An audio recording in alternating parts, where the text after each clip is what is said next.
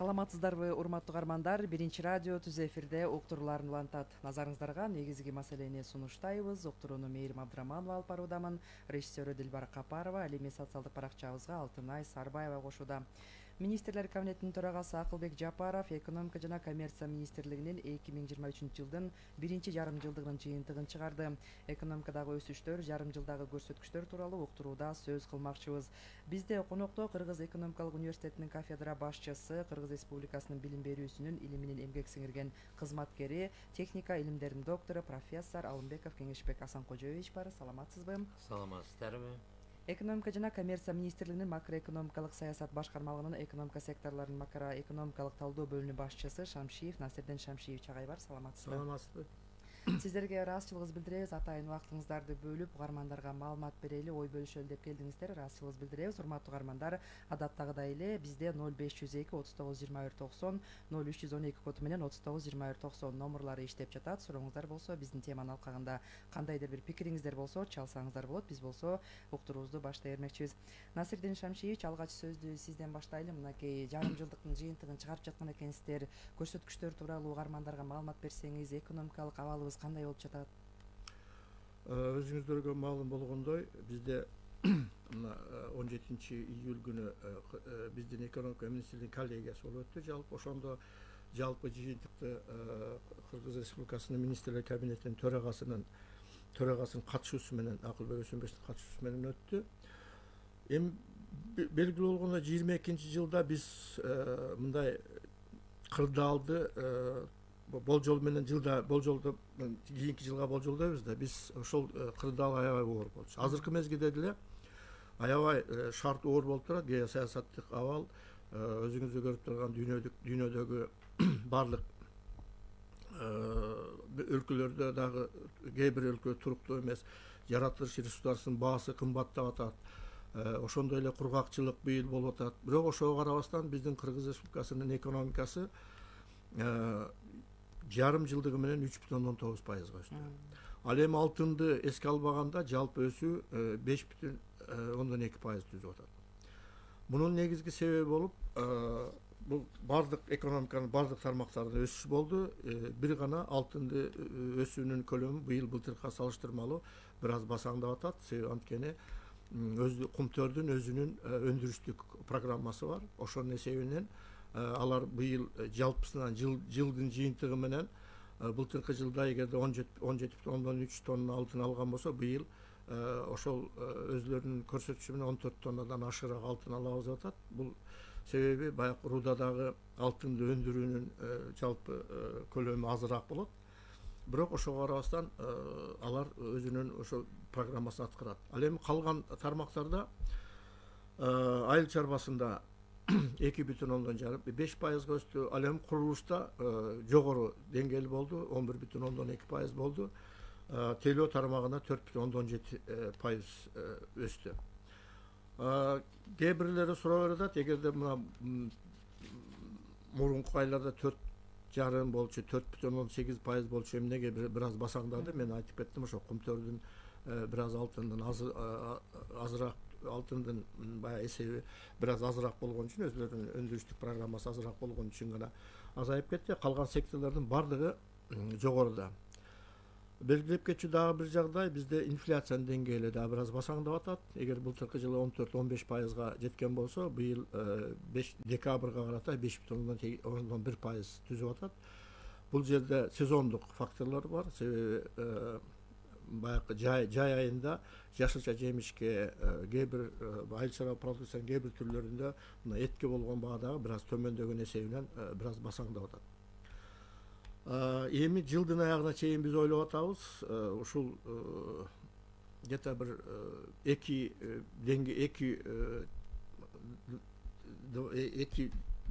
цифрадан турган, то есть 10%-дан бир аз ашышы күтүлүп атат да. Инфляция былтыр 15% болгон, быйыл андан төмөнүрөөк болот. Эми бул баягы геосаясаттык абалдын дүйнөдөгү баягы мына абалга байланыштуу бир аз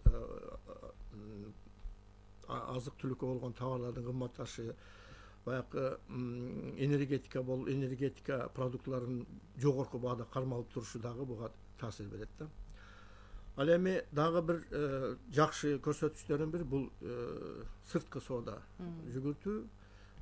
Алардын көлөмү жарым жыл, 5 айдын жыйынтыгында 5,2 миллиард доллар түздү.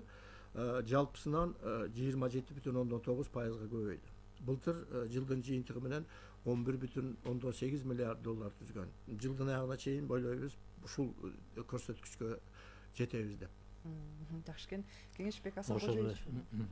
Мынакей айтсаңыз, негизи мына маалыматтарды угуп жатпайсызбы? Мына министрлик дагы өзүнүн жарым жылдыгын чыгарып жатат. Анан ушу тышкы таасирлерди эске алганда бул көрсөткүчтөргө баамыңыз кандай, экономикабыз кандай нукта кетип баратат, сиздин пикириңиз? Ооба, биздин пикирибиз кээде ар түрдүү болуп калышы мүмкүн. Кээде ошо министрликтин расмий айткандарына кайчы келип калышы мүмкүн. Себеби биз дагы келечек кадрлар даярдап аткандан кийин дайыма мындай тастыктап, анализ жасап, расмий маалыматтардан, мындай социалдык тармактардан, ар түрдүү булактардан маалыматтарды анализдеп турабыз да. Эми ошонун негизинде айта турган болсом, мына азыр коллегабыз айткандай, экспорт көбөйгөнү жакшы болду. Мына 27%га чейин. Ошол эле учурда импорт да көбөйүп атат да, импорт да көбөйүп атат. А биздин негизги саясат, өкмөтүбүздүн саясаты импорттук товарларды алып келүүнү азайтыш, анан өзүбүздүн ички өндүрүштү көбөйтүш. Ушул максатка биз жете албай атабыз да, менин баамымда. Себеби экөө тең баратат да, тиги да көбөйүп атат, бул да көбөйүп атат. А мындай теориялык жактан алып караганда, эгер анан жакшылап мына практикалык иштерди алып карасак, кээ бир мисалы өзүнчө тармактарды алып карасак, жалпы экономиканы эмес, өзүнчө тармактарды алып карасак, анда экспорт өскөн сайын импорт азайыш керек. Мисалы ошол эт азыктарын өндүрүү, мына биз Казакстанга, Россияга, Өзбекстанга сатып атабыз деп атпайбызбы? Экспорт көбөйдү деп атабыз эт азыктары. Ошол эле учурда эт азыктарын биз Казакстандан алып атабыз, колбаса азыктарын Россиядан, алтырма Канададан келип атат, жана катуу Европадан келип аткан катуу ышталып бышырылган колбасалар. Ошол маселе мисалы чечилиш керек да. Анан ошондо биздин экономикабыз мындай жакшы өнүгүп атат экен деп. Анан бирок бул дагы эми кичине баягы жылыш болгону биз үчүн жакшы.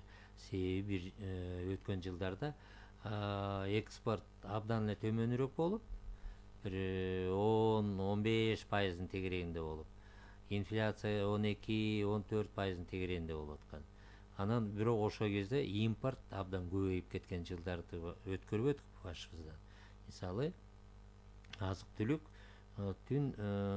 биздин Кыргызстандын ички рыногунда импорттук пайызы 75%га жетип калган. Бул эмне?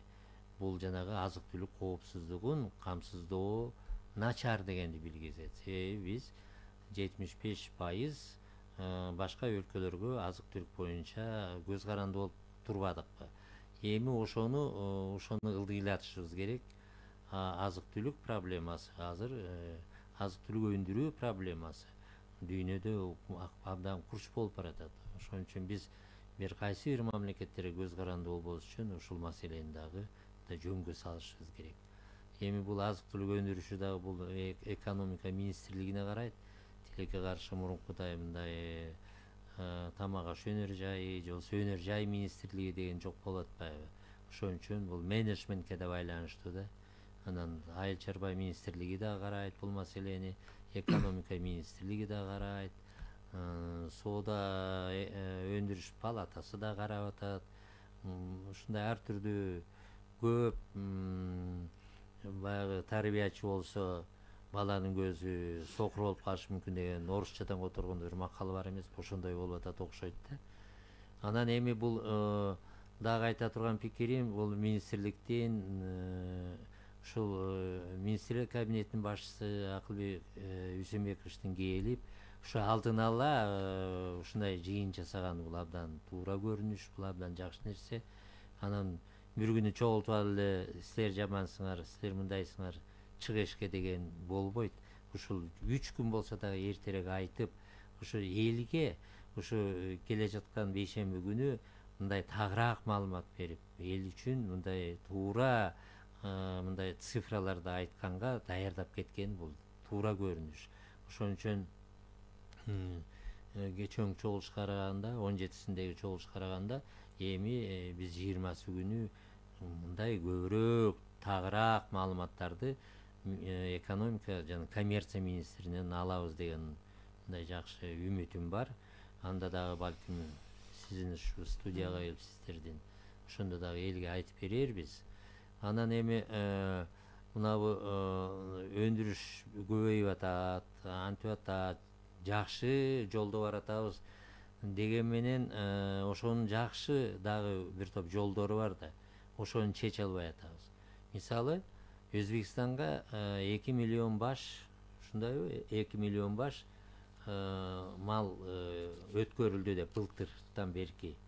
Кой, эчки, уй, жылкы ошолорду тирүүлөй. Казакстанга дагы биз жанагы ЭАЭПтин көрсөтмөлөрүнө байланыштуу биз тирүү малды сата алабыз, бирок эт азыктарын колбасадан башкасын сата албайбыз да, ушундай. Себеби башка эт азыктарды бияктан даярдап, эл аралык сертификаттын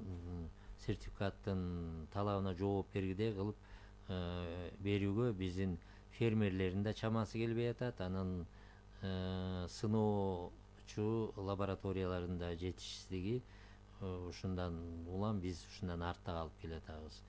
Болбосо полуфабрикаттар деген бар, кулинардык эт азыктар деген бар, консерва дегендер бар. Ушулорду биз сата албай атабыз да, тирүү мал кетип атат. А тирүү мал арзан кетип атат. Анан ошо Өзбекстанга кеткен малды биз эт түрүндө сата алдаганча фермерлерге эт өндүрүүчү жанагы союу, мал союу түйүндөрүнө көп акча болмок дагы, биздин экономикалык көрсөткүчүбүз дагы жогору болмок. Анан бул өндүрүшкө байланышкан иш. Анан мына экономикалык азыркы жарым жылдагы көрсөткүч жогору деп айтылып атат, бирок ошонун ичинде мындай билинбеген нерсе турат да. Бул элдин товарларды, азык-түлүктөрдү көбүрөөк сатып алгандыгы. Эмне үчүн сатып алып атат? Себеби азыр көптөр пенсия жогорулады, мугалимдердин айлыктары көбөйдү, мына 1-2 жылдан бери күч кызматкерлеринин айлыктары көбөйдү. Демек, алардын сатып алуу жөндөмдүүлүгү жана керектөөчү корзинаны толтурганга абалы жетип калды. Бирок кымбатчылык ошол учурда кетип атат. Мисалы, 22 жылдагы баа менен алып салыштырганда 23 баанын ортосунда айырма болуп атпайбы? Ошол айырма, мисалы 10 сом болобу, 10 миллион сом болобу, ошол экономикалык көрсөткүчтүн өсүп аткандыгын белгилеп атат. Анан элибиз азыр көп эле жерде айтып атышпайбы, мына баалар кымбаттады, ошо азык-түлүккө деп. Бирок азык-түлүксүз адам жашай албайт. Ошон үчүн мейли мебель албай эле коеюн, машина албай эле коеюн, бир жака мисалы турист болуп барбай эле коеюн, бирок деген мына азык-түлүк болсун деп, ошо элдин акчасы дагы жанагы ички мына эмени көрсөткүчтү жакшы кылып көргөзүп атат да. Андан башка дагы мындай каймана мындай бааны көтөргөн мисалдар бар, факторлор бар. Ал мынабы электр энергиясына көтөрүлгөн баа. Мына 1 сомдон төлөп атабыз азыр. Ошо дагы экономика көрсөткүчтү жакшылык көргөзүп атат. Сууга баа көбөйдү мына ушул жылы. Тазалык жанагы таштандыларды чогултуу дагы азыр көбөйүп атат. Мына ар бирибиз, сиз да, мен дагы үй бүлөдө азыр мындай көбүрөөк акчаны төгүп атабыз. Ошонун баарын эсептеп келгенде жанагы ички дүң продукциянын пайызын көбөйтүп бизде өсүш болуп атат деп. Анан ошон үчүн бул комплекстүү каралыш керек да.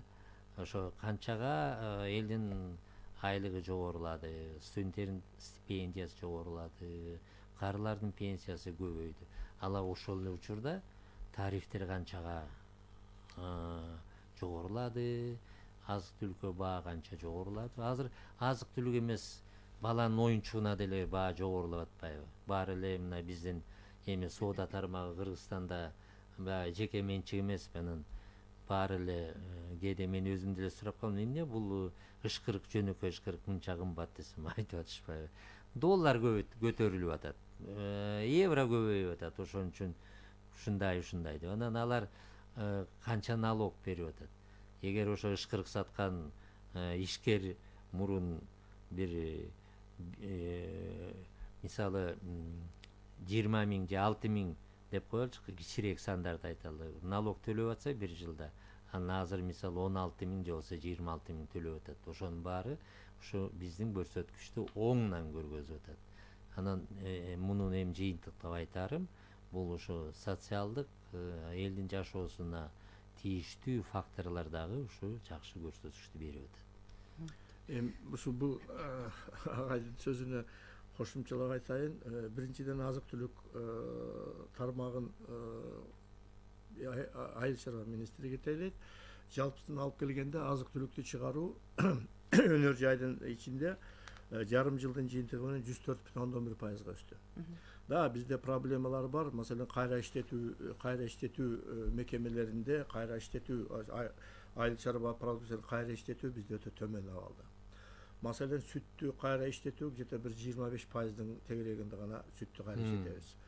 Этти ал эми калган продукцияны алып келгенде жалпысынан орточо эсеп менен биздин айыл чарба продукциясын кайра иштетүү 15%дан ашпайт. Ошон үчүн көп мезгилде биз Россияга, Казакстанга көбүнчө ошол чийки жөнөтөбүз да, ошол эле мөмө жемишти, ошол эле мезгилде биз ошол эле сокторду, баягы ширелерди, анан азык түлүк продукциясын бизде чыгарууга мүмкүн болгон ошол эле чипсы дебиз, башка дебиз, биз башка жактан сатып алып атабыз. Ошол өндүрүштү бизде өндүрсө болот. Ал үчүн мына азыр бизде bir 100 долбоор иштеп чыгылды. Анын ичинен 14-15 азырынча ишке ашып атат. Биздеги жана Кыргыз индустрия мекемеси түзүлбөдү. Ошол аркылуу ошол азыр мыкты өзүбүз чыгара баштадык, топчуну өзүбүз чыгара баштадык. Чындап келгенде биздин өзүбүздүн илгери мүмкүнчүлүктөр болгон. Маселен, 90-жылдары эгерде өндүрүш чыгаруунун көлөмү жете 39-40%дын тегерегинде болсо, азыр жете бир 20%га жетпеген гана өндүрүштү. Ошого чындап келгенде биз өндүрүштү жогору көтөрүшүбүз керек. Ал эми айтып кеткенде 2 миллион Өзбекстан кеткен жок, бир канча миң кетти. Ошол билбейм 10 миңден 10 бир канча 10 миң деп айталык. Өзбекстанга түрүү, бирок түрүү кетип атат да, малдын көпчүлүгү түрүү. Казакстанга да, Өзбекстанга да түрүү малды сатып атабыз. Акыркы жылдары баягы союп сатуу көбөйүп атат. Маселен, араб мамлекеттерине, башка мамлекеттерге малдарды союп сатылган факторлор бар. Лебединовкада бир компания бар, өзү ошол түрүү малды союп, анан баягы муздатылган, тоңдуруп фасовкадан өткөрүп атат. Бирок жалпысынан өзүбүз баягы 3 гана түр продукцияны өзүбүз гана камсыз кыла алат. Это сүт продукциясы, мөмө жемиш, анан картошка. Калган продукцияларга чындап келгенде биз чет өлкөдөн муктажды алууга муктажбыз. Дагы бир нерсени айтып кое турган нерсе, бизде ушул жөнөкөй эле кээ бир факторлор бар экен. Маселен, кургатылган сүттү өзүбүздө чыгарса болот, бир мороженое үчүн, башка үчүн кээде башка мамлекеттерден ошондой продукттар келип атат. Ал балмуздактын өзүн алып атпайбы? Ошо Швециядан келип атат. Бул эмне деген? Эми бизде азыр Шилвайн деген компания, дагы бир башка компания чыгарып атат. Бирок жалпы мындай суроо талапты толук камсыз кылганга мүмкүнчүлүктөр жок болуп атат. Ал эми Кыргыз Республикасынын министрлик кабинети, өкмөт аябай шарттарды жакшы түзүп берип атат. Мына акыркы мезгилде айталык, көптөгөн баягы финансылык жеткиликтүүгө жетиш үчүн көптөгөн фондулар ачылып атат. Ошол эле Орус-Кыргыз өнүктүрүү фонду, Азербайжан менен өнүктүрүү фонд түзүлдү, Өзбекстан менен өнүктүрүү фонд түзүлдү, Венгрия менен түзүлдү. Мына арабтардын Сауд Арабиясы менен $100 миллион өнүктүрүү фондуга кол коюлду. Аны иштеп кетиш үчүн бир азыр камсыз кылышыбыз керек. Мына азык түлүк чыгаруучу компанияларга вообще 6% менен кредит берип атат. Мунун бардыгы жасалып атат, бирок ошондой эмеде мындай иштин жүрүшү бир аз басаңыраак болуп атабы деген сөз болуп атат. Биздин ошо коллегияда дагы ошондой тапшырманы берилди. Дагы бир белгилеп кетчү нерсе, биздин айыл чарбасы көпчүлүгүндө мындай аба ырайдын шартына көз каранды болуп атпайбызбы? Туура акыркы мезгилде бизде жанагы күнөз каналар, тамчылап сугары көбөйгөнү менен жалпысынан азык түлүк продукциясын өндүрүүдө жогорку мындай эл аралык заманбап технологияларга жетүү бир аз кыйынчылык болду. Мына быйылкы жылы мына азыр дан өндүрүү кандай болот көрүп атасыздар. Быйыл кургакчылык болуп, түшүмдүүлүк может мүмкүн былтыркы жылга караганда мүмкүн төмөнүрөөк болот. Мына азыркы мезгилде байкалып атат тиги суунун жетишсиздиги. Ошого ирригацияга былтыр 1 миллиард сом бөлүнгөн. Ошонун бир эми баягы экономикалык мамлекеттин экономика мүмкүнчүлүгү бар да, ошого жараша 1 миллиард сомду өздөштүрүп, эми ага көп нерсени жасаш кыйын да, акырындап жасап атышат. Мына тиги айланма чүй каналы дагы буюрса жакында курулса, бизге суу менен камсыздуулугу дагы чүй өрөөнүндө себеби камсыздуулугу жакшы. Ал эми чүй өрөөнү бизде негизинен дан эгиндерин, мөмө жемиштен анан жашылча жемиш чыгаруучу негизги регион болуп эсептелет. Ошолорду көбүрөөк чыгарсак, естественно, баягы бизнесмендер канчалык айыл чарба продукциясынын көбөйгөн сайын ошончолук баягы бизнести өндүрүүдө көбөйөт да. Себеби мына быйылкы жылы 6 айдын жыйынтыгы менен айыл чарба продукциясынын өсүмдүк өстүрүүдө 5%га өстү. Ал эми тиги мал чарбачылыгы 2% өстү. Негизинен мал чарба продукциясынын өсүшү бизде көбүнчө эле бул малдын башынын саны менен гана өскөнү менен байкалып атат да. Ал эми ошол эле мезгилде анын продуктулугу, өндүрүмдүүлүгү мындай жогору көтөрүлбөй атат. Ал маселе көбүмүзгө да калып калат. Бир эле маселени айтайын. Эми биз деле ошону мындай жыл сайын эмес, квартал сайын биз өкмөткө маалымат беребиз, анан сунуштарды беребиз. Маселен, быйыл айыл чарба министрлиги өткөндө айтты, биз 2 тоннадан ашыгыраак сүт алдык бир уйдан деп, былтыркы жылдын эсеби менен. Ал эми Союз убагында Кыргызстанда где-то 3,5 тоннадан ашыгыраак алган бир уйдан, бир жылга сүттү. Азыр Россия менен Белоруссияда где-то 4,5-5 тоннадан тегерегинде алып атат.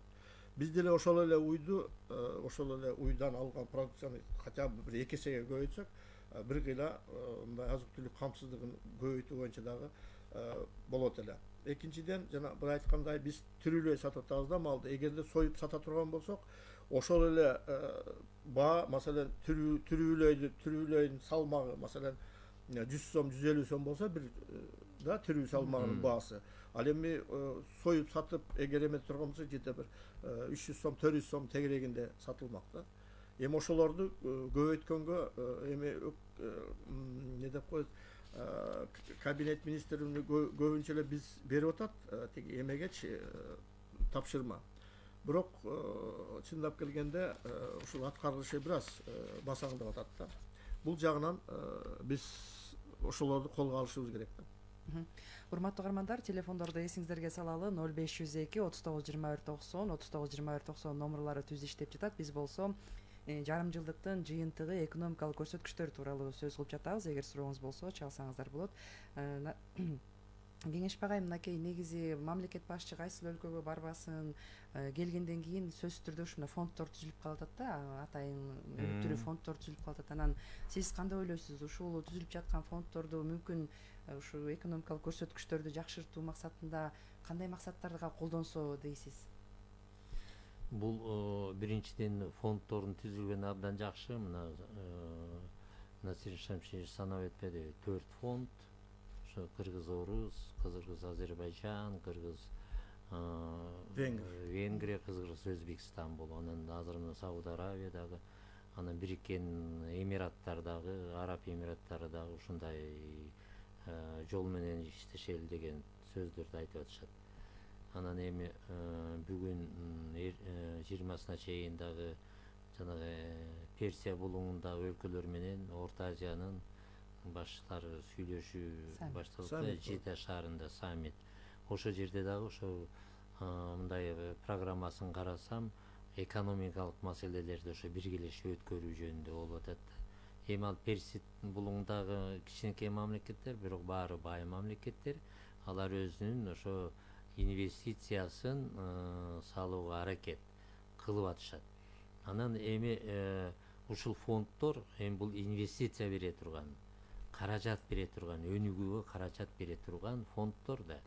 Анан ушунун баарын эле менин оюмча ошо тил фондду деле бул фонд деле ошо төртөөнү тең эле мисалы бир тармакка жиберген жарабайт деп ойлойм да. Ошол фонддорду мындай кичине иргеп, кайсы өлкө кайсы тармакта өнүгүүгө жетишкен, мисалы Азербайжан кайсы тармак боюнча, нефтехимия боюнча, азык түлүк өндүрүү боюнча, Венгрия дагы ошо ай чарба чийки заттарын кайра иштетүү боюнча илгертеден өнүккөн өлкө. Россияда болсо оор өнөр жай, Өзбекстанда жеңил өнөр жай, мына пахта, сырьё, жебек, ошолорду булаларды өндүрүү боюнча. Ошон үчүн бизде стратегиялык изилдөөлөр институту бар да. Ошол институт мындай күпүлдөтүп иштеш керек да. Ушул маселелерди мына министрликтерге айтып турса, бул фонд менен көбүнчө жанагы приоритеттүү деп айтып атпайбызбы? Приоритеттүү түрдө бул фонд менен мына ишти аткаралык, жана башка деп ушундай. Ошол институттун менимче кандай иш сиздерге кандай жардам берип атат, ошол көп билинбей атат да, же бул жабык темаларбы алардын изилдөөлөрү, ошолор күч алса, башка өлкөлөрдө ушул институт абдан мындай эме болуп турат да, бир мотор дебейин, ошо мээнин ролун аткарып турат да, мындай кылыш керек, мындай минтип калсак жаңылабыз деп. Анан бул фонддорду бизде министрлик да бар да, инвестиция боюнча.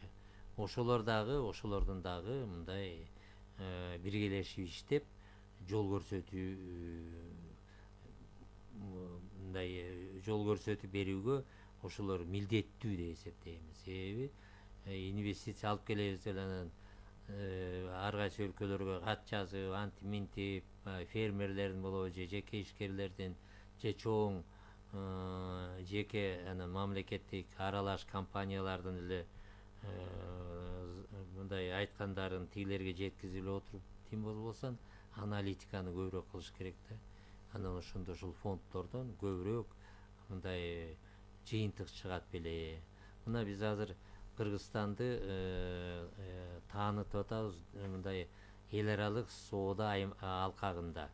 Көбүнчө Кыргызстан азыр жана кен байлыктары, алтынды баш кылып саткандан башка дагы кийинки орунда айыл чарбасы, андан кийин жеңил өнөр жай, мына кийим тигип Россияга жеткирүү маселесин эске алып атам. Анан туризм, мына меймандосчулук, ушул маселелер боюнча ошол фонддорго дагы мындай көбүрөөк аналитикалык иш керек да.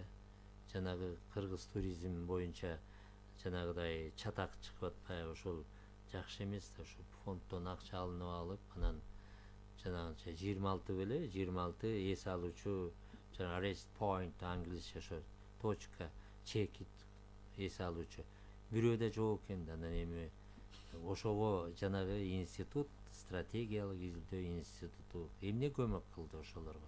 Мына маселе. Ошон үчүн бизде ошо тастыктоо, анализ жасоо, алдын ала көрө билүү, бүгүнкү күн менен эле жашабай, мисалы 5 жыл, 6 жыл, 10 жыл мурун алдыга кетсе кандай жакшы болот. Мына бир эле мисал, биз мындан канча 20-15 жыл мурунбу Алматыда илинип турчу, Казакстан 2030 деген мындай Астанада. Ой, бул 2030 жылга чейин көп бар, бул эмнеси деп далай кишилер айткан. Аны мен ушундай айткам, жок, ал 30-жыл бат эле келет. Мына 7 жыл калыптыр. 30 жыл. Бирок ошонун аркасында ошол урандын ошол программанын алдында Казакстанда бир топ өнүгүүлөр болду да. Оор өнөр жайын, кендерди кайра иштетүү, Жезказган шаарында, Маңгыстау деген областта, Астананын өзү эми баягы урбан өнүгүү, шаардын өнүгүүсү, Алматы мына кандай өзгөрүп атат. Көрдүңөрбү? Ошон биз дагы алдыга, бир нече жыл алдыга бир милдет коюп алсак, ошондо биздин ошо аналитикалык борборлор чындап эле ошого карата иштейт да. Ошо жолго баралы, бирок баратканда ага чейин эмнени кылалы? 2025-жылы, 27-жыл, 28, 29, 30 деп ошентип кете берели. Бизде деле бар 40-жылга чейин Кыргызстандын туруктуу өнүгүүсү деген. Бирок ал жөнүндө эмнегедир көп айтылбайт. Анан ал жөнүндө министрликтер жакшы билбейбиз. Азыр угарманыңызды кабыл алып коелу, улантсак. Саламатсызбы, эфирдесиз? Саламатсызбы. Угуп атабыз. Урматтуу экономист адистер. Ушу талкуулаган маселеңер абдан чоң. Мисалы жана түрүү малды чет элге сатканчакты ошону кайра иштетип саталдаганча жогору баа болорун өзүңөр эле айтып отурасыңар. Анан силердин колдо ким бармап атат? Фонд жокпу, акча жокпу? Ким тургузбай атат? Ошо жанагы Бельгияда мыкты консерва жасаган эмелер бар, ошондон сүйлөшүп алып келип эле акча тургандан кийин фабрика салдырып койсо болот беле? Болмок. Менимче ушул кыймылдуу, аракетчил, мындай бир чын эле өнүгүп кетсин деп туркаган силерде адамдар жокпу деген ой бар. Чоңорго да айткыла. Кандайынан болбосун, бул жана кайра иштетүүнү, этти кайра иштетүүнү тезирээк ишке киргизсеңер, ийгилик жаралат. Рахмат. Сизге дагы чоң рахмат, байланышка чыкканыңызга рахмат. Анан чоң рахмат. Комментарий кылып коеюнчу. Мен ушул эң туура айтып атасыз, урматтуу угарман. Эт эле эмес, мына сүттү кайра иштетүүдөн да биз аксап атабыз. Картошканы кайра иштетүү. Мына быйыл ысык көлдүктөр картошкасын сата албай, алып сатарлар аяктан 6 сом, эң кымбат болгондо 16 сомго жетиптир. Биз базарда ошол апрель-март айларында же дүкөндөрдө биз мисал супермаркетте 70 сомго жетип калды картошка. Бул эмне деген сөз? Эмне деген тамтык деп коеюнчу, мындай орой айтканда. Мындай болбош керек эле да. Бирок ошол эле учурда картошканын өндүрүшү боюнча, анан киши башына керектөөсү боюнча биз алдыга чыктык. Жанагы сиз айткандай 3 картошка, сүт азыктары, анан жашылчалар боюнча деп. Мөмө жемиштерди биз ар бир киши басына эсептеген биз арттабыз. Биз Орто Азия өлкөсү ушундай жакшынакай жерде мөмө өндүрүлүп, бирок ошону киши башына эсептегенде артта келет атабыз. Көрдүңүзбү? Ошон үчүн бул жерде менин оюмча дайым эле айтып келатам, ошо өнөр жай министрлигин ачыш керек да. Ошондо ошолор, ошонун ичинде тамак аш өнөр жай, жеңил өнөр жай, жанагы кол өнөрчү бүт баарын бириктирип койсо жакшы болот эле. Азыр өнөр жай айыл чарба министрлиги көбүнчө эле алардын фокусу кайка кетип атат, көңүлү жанагы анча-мынча жайыттарга, анан балык өндүрүү, анан ирригация, суу ушундай эле кетип атпайбы? Анан эң негизгиси бул жанагы биздин өлкөдө чоң эт өндүрүүчү, сүт өндүрүүчү, сүт азыктарын өндүрүүчү, кайра иштетүүчү ишканалардын жоктугу. Баары азыр жеке менчикте, майда мисалы мал союучу эле бир кичинекей бир түйүндөр пайда болсо. Бул жерде мындай да, мен дагы айтып кете турган нерсе, бизде өкмөттө вообще азыркы мезгилдеги экономиканын абалы бизде либералдуу экономика. Бардык нерсе, маселен айыл чарбасында дээрлик 100% бул менчик. Жеке менчик. Ал эми өкмөт ошол жеке менчикке ишкерлерге шарт түзүп берүү. Айтып барабыз, биз азыркы мезгилде шарт түзүп берүү жагынан өтө жакшы алды кетип атат. Маселен, салыктан азыркы мезгилде айыл чарба өндүрүүчүлөр көпчүлүк салыктардан дээрлик бошотулган. Жер салыгы дээрлик эч ким деле төлөбөйт. Ошого анан ошол жанакы фонддорду айтып кетелик. Азыркы мезгилде фонд акчалар бар, эми ошолорго ишкерлер колго алыш керек да, мамлекет ага шарт гана түзүп берет. Баягы салык саясаты боюнча, ишкерлерди колдоо боюнча, ошол финансылык жактан жеткиликтүү боюнча аларга көмөк көрсөтүп гана бериш керек. Себеби либералдуу экономикада мамлекеттин таасири экономикага азыраак болуш керек. Ошондо экономик бизнес өзүн өзү өнүктүрөт. Ал эми фонддордун көп болушу бул бир жагынан жакшы. Себеби дегенде баягы ишкер ар түрдүү жакка карап мындай каалаган фонддон акча алганга мүмкүнчүлүгү болот. Дагы бир нерсе, фонддордун көпчүлүк болуп акчасы болушу бул баягы мамлекеттин тышкы карызына таасирин тийгизбейт. Булар келип өзүнүн акчасына иштетет, анан кайра ошол эле фонддо акча болот. Ал ошол акча ошол мамлекеттин ичинде иштейт да, баягы эмеси кайра айланып. Ошондуктан бизде ошол негизинен ошол ишкерлердин алыш керек. Ишкерлердин, конечно, Айыл чарба министрлиги бир аз бул багытта кол карыш керек. Бул агай айтып кеткендей, чындап келгенде азыркы мезгилде өнөр жай тармагы 4 министрликте. Биздин министрликте жеңил өнөр жайы менен калган өнөр жай, Айыл чарба министрлигинде айыл чарба продукциясы өндүрүү, тоо-кен тармагы тиги жаратылыш ресурстары министрлигинде, энергетика тармагы энергетика министрлигинде.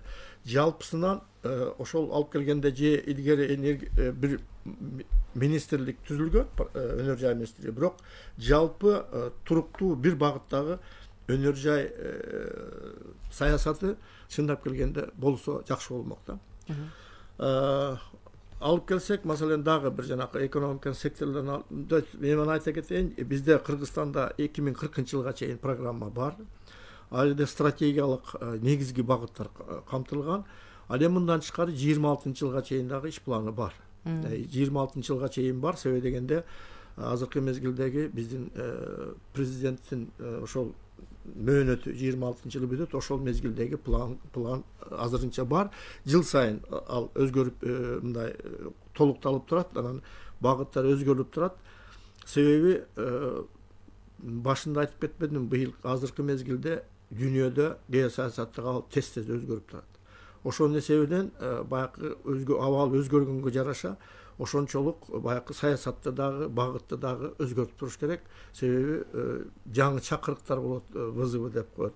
Жаңы көйгөйлөр чыгып атат. Ошонун негизинде ошолорду жоюш үчүн бир багыт ошол өзгөртүп туруш керек. Ал эми да азыркы мезгилде экономиканын өсүшү жакшы деп айтып атабыз, бирок жылдын аягына чейин дагы бир аз мындай милдеттер бар. Биринчиден баягы электр энергия болгон тартыштык бары бизде бар. Ошого жараша азыр Кытай компаниясы менен Кытайдын бир компаниясы менен Чакан КЭС ортосундагы келишим түзүлүп, быйылкы жылы Орто Токой суу сактагычында 21 мегаваттык эме Чакан КЭСтин курулушу башталыш керек. Мына Ысык көлдө, анан кээ бир региондордо баягы күн кубаттуулугу менен энергия чыгаруучу, шамал менен электр чыгаруучу дагы проекттер каралып атат. Айтып атпаймынбы, өкмөт болгон өзүнүн мүмкүнчүлүгүнө жараша, өзүнүн эмесине жараша азыркы шарттарды түзүп берип атат. Бирок ошол эле мезгилде баягы ишкерлер мындай дагы ишкерлердин дагы өзүнчө социалдык дейбизби, ошол ата мекенге болгон мындай өзүнүн эмне деп коет, ответственность, жоопкерчилигин күчөтүш керек да. Бир эле маселен, мына Айыл чарба министрлиги мен ушу иштеп аткандан бери 18-17, 18 жылдардан андан мурунураак бул ирилештирүү боюнча эки программа кабыл алынган. Бирок ошол мезгилге чейин азыр ирилештирүү дерлик аткарылбай келет. Бизде бир фермерге 2,3 гектар гана жер тиет, орточо эсеп менен алганда. Эми бир мындай дыйкан чарбасы 2,3 гектарды кантип иштетет? Ал жерде агротехникалык кайрадан баягы талапты аткарыш керек, кайра себүү болуш керек. Бир эле жерге бир эле продукцияны өстүрө берсең, мына биздеги андан бир маселен Тарастагы да жалаң эле жанакы төө бурчакты эмете берип, анын түшүмдүүлүгүн дагы азайып кетип атат. То есть биз ошол эгерде фермерлер irileştirip çoğurak kooperatif түзүлсө жакшы болмокта. Бир эле маселени айтайын, 2008-2009 жылдары биздин Акылбек Сөнбекович бизде министр болуп турганда биз кластердик программаны баштаганбыз ошол эле мезгилде. Азыр кайра ошого эми келип атабыз. Ошол мезгилде жүрүп калганда жакшы болмок. Ошол мезгилде кайыңды ак суу жүгөрүнү кайра иштетүү комбинатынын тегерегинде кластердик түзөбүз деп 100.000 гектар жерди бир жүгөрү айдаш керек болчу. Айыл чарба министрлиги менен биз бир ошол Чүй областынын ошол мезгилдеги жетекчилери менен биз 10.000 гектар таппай койдук бириктириш үчүн. Эгерде маселен 100 гектар менен кластер түзө албайсың. 100 гектар эми айдасаң деле ал жерге өзүнчө техника сатып алыш керек. Ошол 10.000 гектарга болгондо чоң баягы жогорку өнөмдүүлүктү мындай не деп коет, производитель өндүрүмдүүлүк техниканы иштетсе болот эле. Азыр эми 2-3 гектарга же трактор сата албайсың, алсаң деле аны бир иштетип кетесиң бир саат 2 саатта. Анан ал трактор турбайт да. Бирок ушул программа азыр улантасыздарбы? Ушул айтып жатпайсызбы? Жок, айыл чарба министрлиги улантыш керек, бирок аны үчүн азыркы мезгилдеги ишкерлер, фермерлер ошого өзүнүн мындай дити менен ошого барыш керек. Азыр угарманыбыз күтүп калган экен. Саламатсызбы, эфирдесиз? Саламатсыздарбы? Угатабыз сизди. Мен ушул конокторго суроо берейин деп атам. Мынакей президентибиз аябай эле жакшы ишкерлерди колдоп, аябай жакшы иштерди кылып атат. Анан кичине ушул мен айтарым ушу. Шаарда да иштеп келдим мен бир 7-8 жыл. Азыр ушу айылдамын. Ушу айыл жерине бир көңүл буруп, ушу айыл жерин көбүрөөк кыдырып, ушу бирдемелердин баарын көп айыл жака салдырбайсыздар. Айылыбызда 30 жылдан бери газ бар, мына ярымына 30% турат. 30 жылдан бери сайрап келатам. Ушу кирбей укпай да коюш дейсиң. Анан мынакей айылыбызда кадыр 2 үйдүн биринде 2ден швея болуп, өз күчү менен 60-80 километр жерден Бишкектен алып келип атат. Ушундай иштерди уюштуруп бир айыл өкмөтү. Айыл өкмөттөрүнө бир көзөмөлдү каралып кылып, бир акимчиликке бир Бишкектен чыгып мындай бир элдерди карабайсыздар. Жана мал менен өзүбүз сүт өзүбүз бүт. Анан экономик. Президент жакшы эле акчаларды алып келип берип атат, иштегиле деп атат. Азыр айыл өкмөтү иштегиси келбей калды. Айыл өкмөттөрүн сурасак айтат, жок, иштегиси келбей калды керек. Аябай эме болот. Ушундай бир айыл жерин карасаңыздар, экономикасы. Жакшы, рахмат сиздин. 5.000 эме кредиттөө ушул шаарда иштегенден көрүп, айыл жерин плов өтүп берсеңиздер. Түшүнүктүү сиздин сурооңуз. Рахмат, байланышка чыкканыңызга ыраазычылык билдиребиз. Чындап келгенде 60% бизден 66% айыл жеринде жашайт.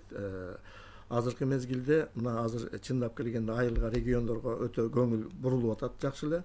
Бирок биринчиден баягы айыл жергесин жакшы өнүктүрүү үчүн биринчи менин оюмча баягы административдик территориалдык реформаны жүргүзүш керек да. Себеби биздин эмеде Кыргызстанда 452-54 айыл өкмөтү бар. Аябай көп. Ошолорду ирилештирип, ошолордун жоопкерчилигин көбөйтүү боюнча азыркы мезгилде иш жүрүп атат. Маселен, түптө азыр бүт айыл өкмөттөрүн бириктирүү боюнча башталды, ошо пилоттук проект деп. Чынында айыл жерине ошол эгерде мындай ирилештирип, баягы айыл жеринен көбүрөөк көңүлдүү кластердик башталса, элдин дагы мен айтып атпаймынбы, бул жалгыз гана мамлекеттин гана дити болбостон, ошол ишкерлердин, ошол жердеги элдердин дагы ошол болгон дити, ошол болгон эмеси болуш керек да. Ошондо гана биз өкмөт менен баягы элдин өн ортосундагы мамиле бирге болуп, тыгыз болсо, биз дагы алдыга жакшыраак жылсак болот да. Кеңешбек агай, мынакей угармандагы белгилеп жатат, ошо тигүү тармак азыр дүркүрөп, өнүгүп, чындыгында эле өнүгүп атат, жеңилөнөр жайы. Анан негизи баягы адистердин, жумушчулардын тартыштыгы мындай келип чыгып атат да, акырындык менен. Мисалы, тиккен ишканалар курулду, бирок тигүүчүлөр жок дегендей маселе да бар да. Анан сиз мисалы азыр даярдайсыздар да сиздер дагы адистерди. Анан бул маселеге кандай көңүл бурулуш керек, алдыда кандай иштер колго алынышы керек? Бул дагы биздин Кыргыз мамлекети үчүн кийинки жылдары көйгөйлүү маселе болуп калды да. Адистердин жанагы мындай адистикке ээ болгон ишкерлердин, иштермандардын аз болуп калганы. Себеби мына 90-жылдардан берки экемендүүлүк алгандан кийин баары жеке менчикке кетип калбады. Ушу жеңил өнөр жай тармагы, айыл чарба чийки заттарын кайра иштетүү боюнча соода тармагы, ресторан, коомдук тамактан баары эле кетип калбады жеке ишкерлердин колуна. Анан Назир Шамшиевич айтып атпайбы, биздин экономика либералдык негизде депчи. Анан либералдык деп биз тетиги алдыга эча өнүккөн Америка, Батыш Европанын жолуна түшүп алдык да. Биз ага чейин, либералдыкка чейин анча мынча да кичине авторитардык мындай маселелерди коюп койгондо биз мынча момту колчу өкүнүп сүйлөбөйт элек. Мына жаныбызда турган Өзбекстан либералдыкка эми кийинки президент келгенде өтүп атат. Мурун ал өлкө баарын сактап калган да, ошон үчүн азыр алар да баягыдай пакта өндүрүп атат. Пактаны биринчи кайра иштетүү була кылып Россияга, Туркияга жөнөтүп атат. Машина куруу, алардын автобусунда түшүп жүрөбүз азыр биз, самолет кура баштады, вагондорду куруп атат. Көрдүңүзбү?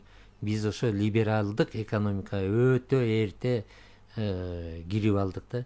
Жана кичинекей жаңы төрөлгөн балага чоң атасынын тоонун кийгизгендей эле болуп калды да. Ал бала чоңоюш керек эле, агасынын тоонун кийип, анан жездесинин курткасын кийип, анан чоңоюш керек эле да. Биздики ошондой болуп калды. Анан эми адистерди даярдоо боюнча келсек, ошондой шарт болуп калгандан кийин эмне болду?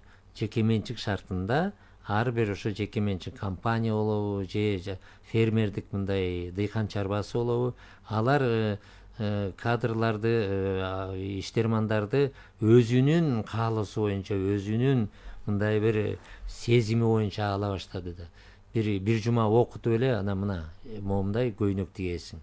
2 жума окутуп эле, мына мындай шым тигесиң. Ушундай болуп калды да. Баягы кесиптик, техникалык окуу жайлардын баары жок. Өзбекстанда, Белоруссияда, Россияда бар. Казакстанда кандай экенин жакшы билбейм, бирок маалыматым аз. Ошон үчүн азыр айтпай эле кое турайын. Бизде такыр эле жок болуп калды да.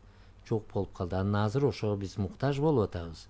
Мастер швейный, кийим тигүү өндүрүш боюнча, текстиль өндүрүш боюнча ушундай мастерлер даярдоо жоголду да. Айыл чарба кайра иштетүүдө эле ошол эле нан бышырууда, колбаса жасоодо мындай бир аз эле мурун билген аксакалдар, эжекелер бир жума 10 күн окутуп эле анан ишке киргизип атпайбы.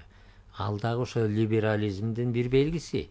Ал азыр өздөрү биз эле окутуп алабыз дейт. Мына биз окуу жайда, бизде лицей да бар, Кыргыз экономика университетинде колледж дагы бар, жогорку билим да бар, магистратура. Ошолорго биз чакырсак, анан кошумча билим берүү деген бүт Кыргызстандын чоң окуу жайларында бар, мына бизде да бар. Кошумча кесиптик билим берүү деген. Ошого чакырсак да келбей атышпайбы? Жетектилерине чыксак алар айтат, биз өзүбүз эле окутуп алабыз дейт. Анан мисалы ошол коомдук тамактануу боюнча биз өзүбүздүн кафеде, ресторанда бир Тамара деген эжеке бар, ошол эле окутуп коет, 10 күндө ошонун айтканы боюнча эле силерге меню түзүп берет деп. Кандай менюду көрүп атасыздар? Кандай тамак даамын жеп. Цезарь деп салат жасашат. Тиги ресторанда бир башка, бул ресторанда бир башка, үчүнчү кафеде бир башка. Ошонун баары элге таасир берет да. Ошол биздин мамлекеттик коомдук тамактануу тармагынын кайсы деңгээлге жеткенин билгизет. Бизде мына Бишкекте ушу кезде канчалаган чет элдик студенттер бар, алар көрүп атат, дипломаттар иштеп атат, коноктор келип атат, канча конференция, симпозиум, тегерек столдор өтөт. Көргөндө билишет, булар Цезарь деп атап коюп, такыр башкача жасайт экен. Эмне үчүн? Билимдүү, ошону билген ресторан бизнеси боюнча адистер жок. Тигүү тармагында да ошондой болуп атпайбы? Биз азыр көбүнчө эле мына Россияга мындай карап ошолордун буйртмасы менен тапшырып атабыз. Эмне үчүн биз мисалы ошол эле Японияга, Кытайга, Пакистан, шоңдөгөн өлкөлөргө, эмтиги Батыш Европанын өнүккөн өлкөлөрдү айтпай эле коеюн. Ошолордун модели менен, ошолордун лекала деп коет жана бычак. Ошолор менен биз иштебейбиз. Бир күнү Россия айтышы мүмкүн, бизге элдин баарын кийинтип бүттүңөр, эми азайткыла десе эмне кылабыз? Бирок ошону жанагыдай жаңы агымга кириш үчүн ошо адистиктер керек. Анан ошондой шартта жеке менчик болуп кеткенден кийин биздин жаштар да көрүп атат. Ал окууга барбай эле коеюн, андан көрөкчө башка бир эптеп бирдемени бүтүп алайын, анан эптеп бирдемеге орношом, анан эптеп бир нерсе таап, ошо жашайм деген мындай ой менен жашап калып атат. Ата энеси да ошону айтып. Ушундай болду. Ушул жеңил өнөр тармагы, тамак аш өндүрүү тармагы, могу туризм тармагына дагы мисалы адистер жетишпейт да, бизде билимдүү адистер. Анан ушундан биз аксап атабыз. Ошон үчүн адистерди даярдоо боюнча дагы ушу өткөн жанагы алдын ала жыйында министрлик кабинетинин башчысы Акылбек Жапаров айтып өтпөдү? Бул маселе биздин билим берүү министрлигине, илим министрлигине тийиштүү депчи. Демек, бул маселени мына экономика жана коммерция министри бул ошо билим берүү министри менен айкалыштырып иштеш керек. Кандай кылышыбыз керек, кайсы тармакка көбүрөөк бюджеттик орун беришибиз керек деп. Көп жылдан бери мугалимдер жетишпейт да, азыр мугалимдик адистиктерге бюджеттик орун көп берилип атат. Анан анча биздин башка мындай мисалы агрардык университетке аздан кошуп атат. Техникалык университетке мурун мисалы 5 бюджеттик орун болсо бир жылкы кабыл алууда азыр бир 8 болуп калды да, 10 болуп калды. Бир 2-3 эле. Андай болбош керек да, андай болбош керек. Ошон үчүн биздин мына адистерди даярдоо саясаты кайра каралыш керек. Себеби дүйнөлүк акыбал ошондой. Азыр дүйнөлүк деңгээлде жанагы маалыматтык технология деген адистиктер көп керек болуп атат деп биздин балдар ошону окуп же окуйбуз деп чет өлкөгө кетип калып атат. Мындай акылдуу, мындай өзү мындай чечим чыгара ала турган, билим алганга тырышкан балдардын баары ошентип агылып кетип атат. Бул дагы жаман көрүнүш. Насирдин ага, мынакей негизи айтып жатпайсызбы, мамлекет негизинен шарт түзүп, баягы баардык тармагын караштырып, ушул анан өнөр жай тармагы деле азыр сиз айткандай кыргыз индустриябы же башка акырындык менен ишке кирилип жатат. Анан салык кодекси, жаңы салык кодексинде ушу өнөр жайга өзүнчө кандай каралган? Мисалы белгилеп калабыз го, мисалы канча жылга салыктан бошотулду, мисалы жаңы өнөр жай ишканасын ачам деген ишкер болуп калса алга кандай жеңилдикти ала алат? Ал ушу жаңы салык кодексинин алкагында да ушу каралган жагы кандай? Азыркы мезгилде чындап келгенде өтө жогору эме болуп атат. Салык саясатындагы жакшы эмеси бар. Маселен, орточо жана чакан бизнеске дагы жеңилдиктер бар. Алардын жанакы капиталды өнүктүрүү деген льготный жеңилдетилген кредитование боюнча бар. Ал эми салык жагынан болсо, азыркы мезгилде кээ бир ошол мындай айталык мындай приоритеттүү тармактарга салыктан бошотуу же ошон жеңилдетилген салыктар каралган да. Бизде көп эле мындай алганда, маселен, жанакы өзүнө ошол жаңы курабыз деген же жаңы алып келебиз деген, эгерде чет өлкөдөн жанакы жабдууларды алып келсе, башкаларды алып келсе, аларга нөлдүк ставка менен төлөнөт. Жаңы салык кодексине да өзгөртүүлөр киргизүү жүрүп атат. Ошол эле жанакы электромобилдерди алып келип, электромобилдерди куруу. Бирок айтпайбызбы, бул жерде негизинен баягы ишкерлердин өзүнүн жоопкерчилигин бир жагынан көбөйтүш керек. Ал эми өнөр жайын алып карасак, азыркы мезгилде баягы айтып атпайбызбы, тиги Өзбекстан менен кошо электромобилди чыгаруучу завод курула баштады. Жанакы нарын өндүрүштүк компанияга 88 миллион долларлык куланак гез куруу боюнча бир 100 мегаватты гарантия берилди. Бишкек штамп штампоочу заводко 3,8 миллиард рубльдик кепилдик берилди. Ал жерде Россиянын катышуусунда ошол жерде дагы өндүрүш ачылыш керек да. Булардын бардыгы ошол келип эле биздин жанакы экономиканы жогорулатууга алып келет. Анан дагы бир жагы бар. Баягы эметкенде биз экономика министрлиги бул жагына багытта иштеп атат, иш-чаралар жасап атат. Маселен нефтини кайра иштетүүчү заводдор дагы токтоп турат. Буларга сырьёну жеткизип берүү боюнча дагы иш-чаралар каралган. Баягы айтып кетпедиби, стратегиялык биздин институттагы иштерди анча-мынча аткарып атат. Алар бирок сиз айткандай, может мүмкүн жалпы элге, жалпы мындай эмеге белгиси болуп отур, бирок алардын баягы азыркы программаны иштеп чыгаргандай, антикризистик программаны иштеп чыгууда алардын иши деле жакшы болгон. Бир эле маселен жанагы антикризистик программа деп алып калдым. 2022-жылы маселен баягы Украинадагы кырдаалга жараша болгондон кийин бизде дароо биз антикризистик программага кабыл алганбыз. Жалпысынан 136 миллион, то есть 136 миллиард сомдук программа болгонда ошол жалпы суммасы. Ошол жерде ишкерлерди биринчи колдоо боюнча 36 миллиард каралган болчу. Жанагы сомдун курсу жогорулап кетпедиби? Ошону жана кредиттерди алган ишкерлерге баягы бир деңгээлде кармап калып 85 сомдон кармап калып, эгерде жогорулап кеткенде ошол алардын кредиттерин кайрадан сомго өзгөрткөндө ошол курсту 85 боюнча гана өзгөртүп бермегиле. Бирок тилеке жараша жакшы болуп калды, кайра сомдун курсу түшүп кетти. Андан башка жеңилдетилген кредиттер ошол багытта каралган болчу. Жета бир 15 миллиард бекен канча сомдун тегерегинде жеңилдетилген кредиттер каралган. Маселен Баткенди өнүктүрүү боюнча да көп каражаттар каралып атат. Былтыркы жылы 500 миллион сом берилди. Быйылкы жылы дагы ошол программа улантылды. Мына биздин 17-июлдагы коллегияда жарым жылдыктын жыйынтыгы менен толук атарылды. Эми жылдын жыйынтыгы менен дагы программа бар да иштелип чыккан. Ошол программаны аткарыш ошол боюнча жүрүп атат. Мен ойлойм, быйылкы жылы деле ошо жылдын жыйынтыгы менен ойлойбуз, баягы биздин экономика министрлигинин болжолу менен 4,5% өсүшүбүз керек. Эгерде ички дүң продукция көлөмү, эгерде алтындын өндүрүүнү эске албаганда 5%га жетишибиз керек. 5%дан ашык керек.